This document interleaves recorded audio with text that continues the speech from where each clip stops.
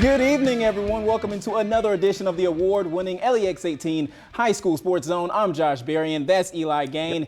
And thankfully, the weather, Eli, allowed us to have this show and allowed us to see some games, especially a rivalry matchup. Yes, top-ranked Lexington Catholic hosting rival LCA, a battle in the 8-5-9 as the Knights were looking to keep their perfect record alive this season. While Knights coach Brandon Salzman recognized before the home crowd for recently winning his 400th game. Good for him. Ben Johnson doing his thing early, knocked down 4 first-half threes, finished with a game-high 32 points. But the Eagles, they were hitting threes as well. Tyler Hall knocked down 5 of them. He finished with 20. Tanner Walton didn't want to feel left out, so he was showing his range. He had a team-high 26, and, well, then look at this. Things appeared to... It's 112-17. What the heck is going on? No, that was just a little mishap. 33-26 at half were the Eagles. Second half, down 4. Johnson with the shot from mid-range off the glass, so Catholic now down by just 2. Defense got the Knights back in this one. Brody Turner, the back tap. Blake Busen, quick pass back to Turner, so that ties the game. The Knights, they got the lead at the free throw line, and they never gave it up as the Knights come back. After being down by 12 early in the fourth, they win this one 67-63. They played their game plan for 3.5 quarters there and kind of took us off. You know, I was disappointed in our effort for about 3 quarters of the game, but in the fourth quarter, our defense had picked it up.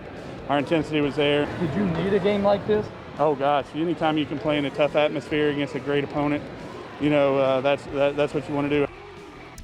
All right, so Frankfort hosting Western Hills tonight. Game being played at Frankfort Christian Academy. Jackson Swambley in the paint. This bucket put him at the 1,000 career point milestone for the Panthers, honored shortly after that finish. Congrats to the big man. Zach Simonis at the other end, finding his way through the lane. Love that. He hits the floater. Oh, yeah, for sure. Simonis. Then big man to big man. Walter Campbell to Javion Campbell. Walter's a junior, Javion's a freshman. And then watch Jordan Blythe here for Frankfort. Just picking his way through the paint. Oh, my. That's a pretty up and under as Frankfort goes on to win 73-67. Pears visiting Bourbon County. Both teams trying to snap a 5-game losing streak. Greyhounds trailing by 6. Jakari Ransom holding Bourbon ransom with his defense. Pickpockets a Colonel, heads down the other way, muscles his way in for 2. He puts the hand down because he's like, hey, you're too small. He had 14 points. Bourbon responds. Parker Estes says, can I have this? Dan spins and lays one in. He had 21 tonight. Coach Baker not letting his defense lag. Next, Ethan Dunn, step back. You don't know me like that. Sinks the fadeaway. Dunn finished with 7 points, but Bourbon just had too many answers on offense. Layden Starks brought his passport for the Euro step as Bourbon goes on to win 81-64. Give him a passport. Let's head to Great Crossing now. The Warhawks welcoming Frankfort Christian. GC sharing the love here. Taekwon Stankling. Nice bounce pass to Tyler Sparks for the lay-in. Royals just playing for pride at this point, down big. Nice step back 3 here from sophomore Micah Souders. He had a game high 19 points, but GC tonight, it was all GC tonight. Junis Burrow pulls up from the top. That's good from downtown. He had 9. Then it's a nice pass from DeQuis Brown to Sparks for the corner 3. Warhawks going to win this one 80-39. Ooh, doubled them up. All right, Sayre hadn't played a game since January 16th, and tonight was just their 6th game of the season as they hosted Wolfe County. The Wolves' Elijah Tolson burying the 3 to take a look at the style he brings. He's got 1 black shoe, 1 white shoe.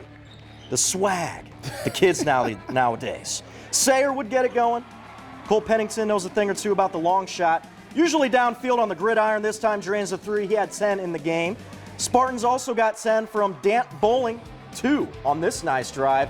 And then Xander Collette led the way with 14 as Sayre holds off Wolf 68-62. All right, moving on to the girls now. Big matchup tonight featuring 2 top 10 teams. You had Anderson County ranked number 1 in the state against Bardstown, who's been ranked as high as 5th in the state. This game featuring 2 underclassmen that can flat out ball. Juniors Amaya Jenkins and Jalea Cotton have been very fun to watch this year. But we're going to start it with Tiffany Riley getting the steal.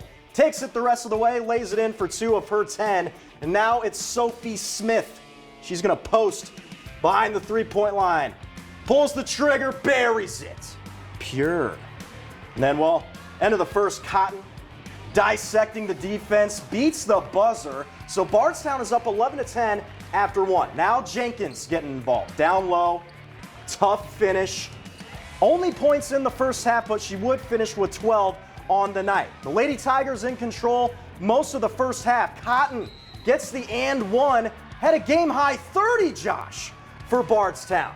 But the Bearcats, they would turn it on in the second half. Rachel Satterley led AC with 17, and the Bearcats remain unbeaten on the year, winning 54-45 after trailing by 9 at halftime. Big game hunting there. Yeah. Lady Hounds and Indians going at it on senior night. Paris and Montgomery County came into the game tonight, each with 7 wins. Second half, Indians on the run. Hayden Barrier with a nice one-handed pass. Ailey Dillon looking like Odell Beckham with the one-handed catch there. 7 points for her. They increase the lead to 6. They go right back attacking the paint as Barrier slips inside for 2 of her 10 points. But the Lady Hounds couldn't let their opponent outplay them, especially not on senior night, Eli. And that's exactly what happened. Their seniors took over. Zoe Strinks kisses that one off the glass.